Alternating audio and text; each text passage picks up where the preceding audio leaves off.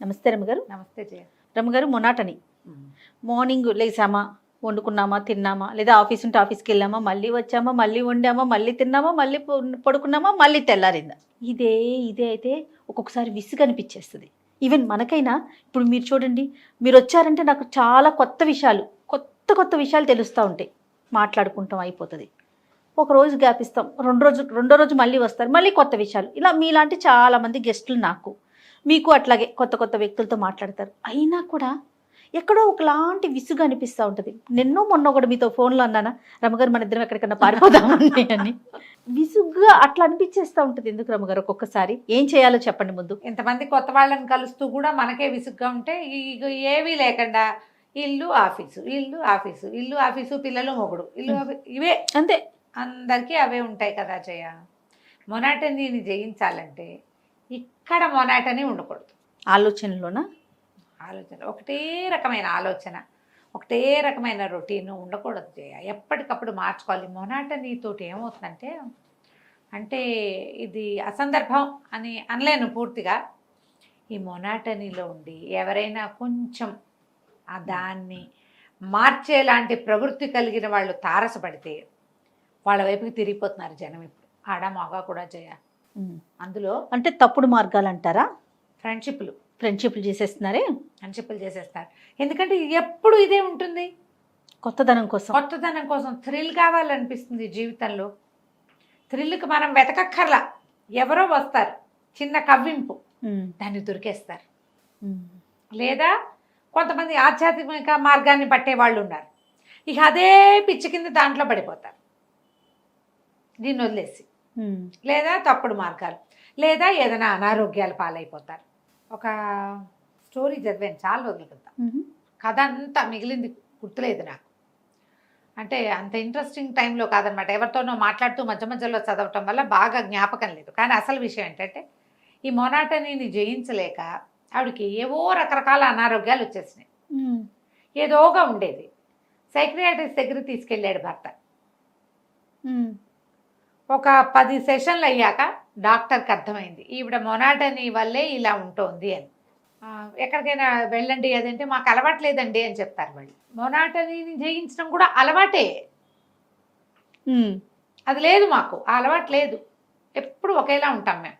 ఎప్పుడు ఒకేలా ఉంటే ఏదో ఒక దశలో ఒక అసంతృప్తి చోటు చేసుకుంటుంది జయాలో. ఖచ్చితంగా అండి. అసంతృప్తి అది మన మీద మనకు అర్థమై చావదు. అర్థం కాక పక్క వాళ్ళ మీద అనుకుని మొగుడి మీదో, పిల్లల మీదో, అత్తగారి మీద, వీళ్ళ వల్లే నా జీవితం ఇలా అయిపోయిందని ఎవరినో తిట్టుకుంటాం మనం.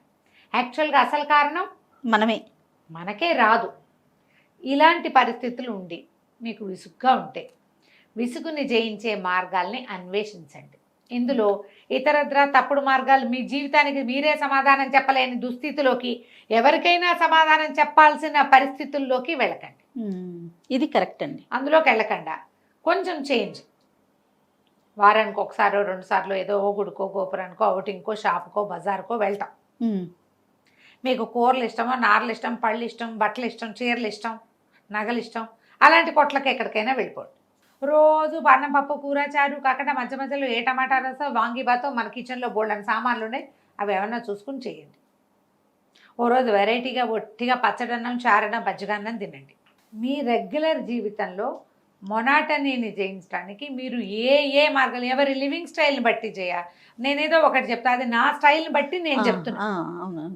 మీ లివింగ్ స్టైల్ని బట్టి అన్నిట్లలో మార్పు చేసుకోండి. ఇందులో మీ అటైర్ కూడా మార్చుకోవచ్చు.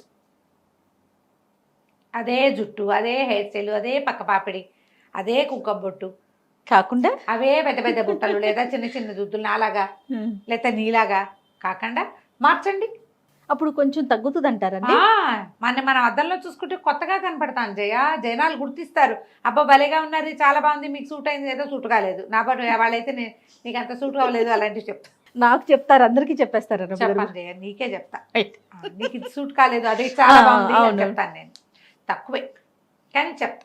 ఓకే, ఇలా మార్చుకోండి.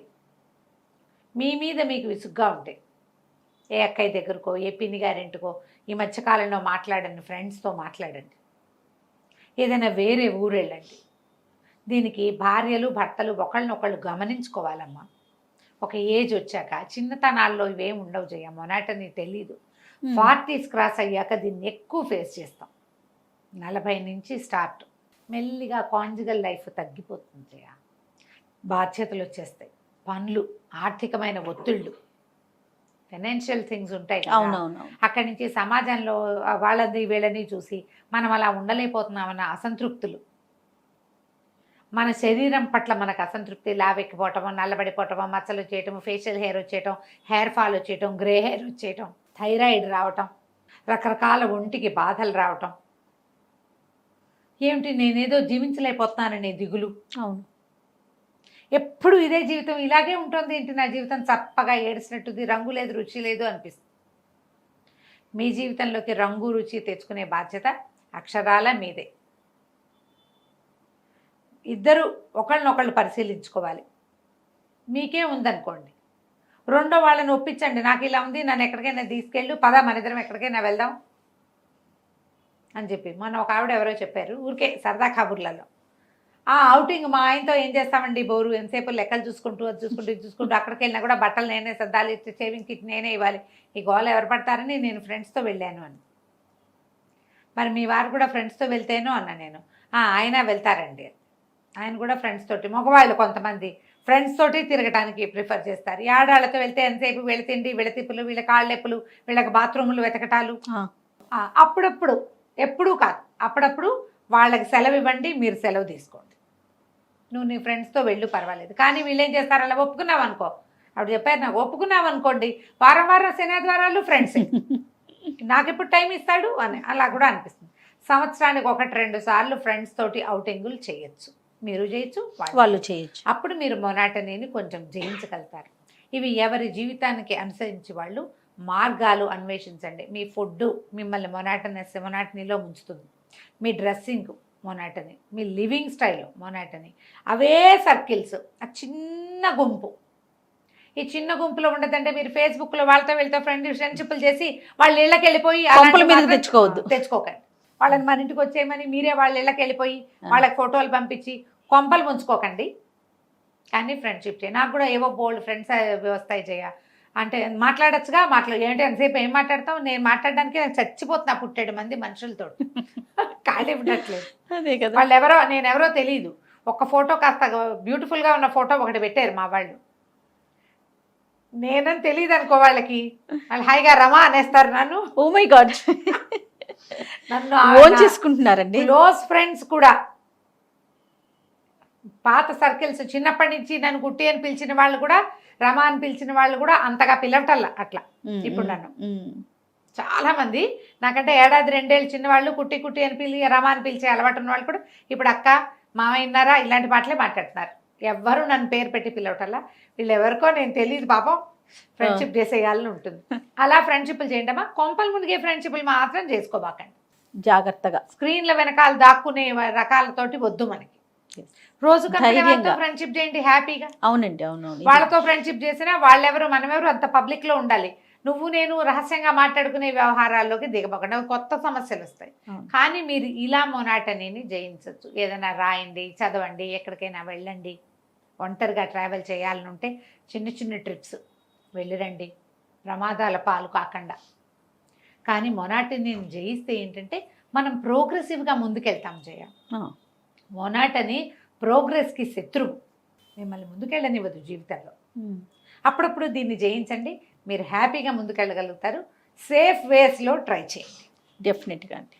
నమస్తే. నమస్తే జయ.